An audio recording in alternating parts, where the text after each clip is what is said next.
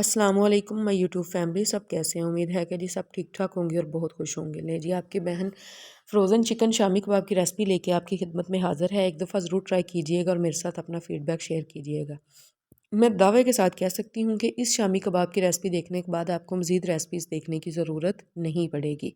कुछ टिप्स और ट्रिक्स आप लोगों के साथ शेयर करूँगी। वीडियो को एंड तक देखिएगा। वीडियो पसंद आ रही हो तो काइंडली लाइक कर दीजिएगा। चैनल को सब्सक्राइब कर दें ताकि मेरी हर आने वाली नई वीडियो का नोटिफिकेशन आपको टाइम से मिलता रहे।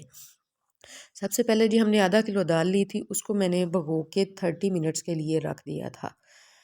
30 मिनट्स के बाद हम इसको डालेंगे प्रेशर कुकर में, साथ में थोड़ा सा पानी ऐड कर देंगे और दो इसमें हम सॉरी आलू जो है वो क्यूब्स में काट कर डाल देंगे। थोड़ा सा चिकन ऐड करेंगे। सिर्फ 1 से 1.5 इंच पानी जो है इन सारी चीज़ों से ऊपर होना चाहिए। ये देखें जी। अब इसमें क्या करेंगे, हम 1 टेबल स्पून भर के नमक का ऐड कर देंगे। ठीक है, ज़्यादा पानी डालेंगे तो वो ज़्यादा गल जाएगी और वो आपका शामी कबाब का टेस्ट अच्छा नहीं आएगा। हाफ़ टी स्पून मैंने टर्मेरिक ऐड कर दी। अगर आप फ्रोज़न शामी कबाब बना रहे हैं तो इसके अंदर मेरा मानना है कि अगर हम लहसुन और प्याज डालेंगे तो वो टेस्ट चेंज हो जाता है, जिसकी वजह से हमारे शामी कबाब अच्छे नहीं रहते और कुछ अरसा गुजरने के बाद वो खाने को दिल नहीं करता। ये तकरीबन आप 1.5-2 माह तक इजीली यूज़ कर सकते हैं। ये जी हमारी दाल जो है वो 7 से 8 मिनट प्रेशर होने के बाद मैंने उतार लिया था। उसके बाद मैंने चिकन निकाला था। ये उसको छोटे-छोटे क्यूब्स में कट किया था। आपको दाल का दाना चेक करवा रही थी, बिल्कुल परफेक्ट गल चुका था। अच्छा, अगर किसी बहन से पानी थोड़ा-सा मतलब ज़्यादा डाल जाए तो उसका क्या तरीका है कि आप लोग इसको दोबारा से चूल्हे पर रख के चूल्हा थोड़ा-सा तेज़ करें और इसको पानी को ड्राई कर लें और इसको कूट के एक स्मूथ सी आप पेस्ट बना लें। ये देखें जी हमारी डो कितनी परफेक्ट बन चुकी है। अब इस पॉइंट पे हम इसमें मसाले ऐड करेंगे। स्टार्टिंग के पॉइंट पे अगर आप लोग मसाले ऐड करेंगे तो आपका वो हलीम वाला टेस्ट आएगा, ठीक है, यानी कि वो सालन में चला जाएगा। इसलिए मसाले जब भी शामी कबाब बनाएं उसमें एंड पे इस्तेमाल करें। ठीक है, इसको अच्छे से मिक्स करेंगे।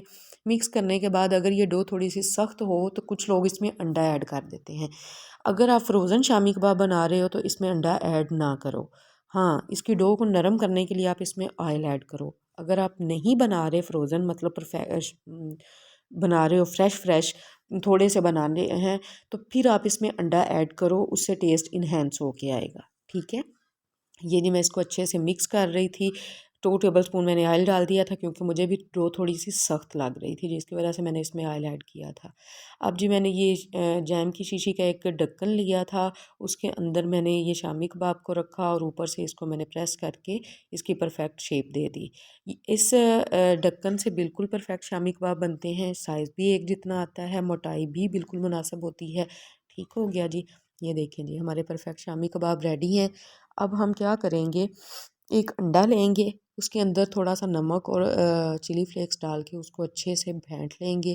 फेंटने के बाद उसके अंदर कबाब को डिप करेंगे और तवे के ऊपर ही फ्राई कर लेंगे।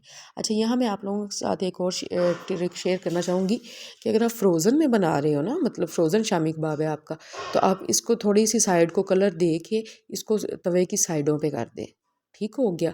लेकिन अगर आप फ्रेश बना रहे हो तो फिर करने की ज़रूरत नहीं है। उससे आपका कलर भी सही आ जाएगा और अंदर तक पक भी जाएंगे।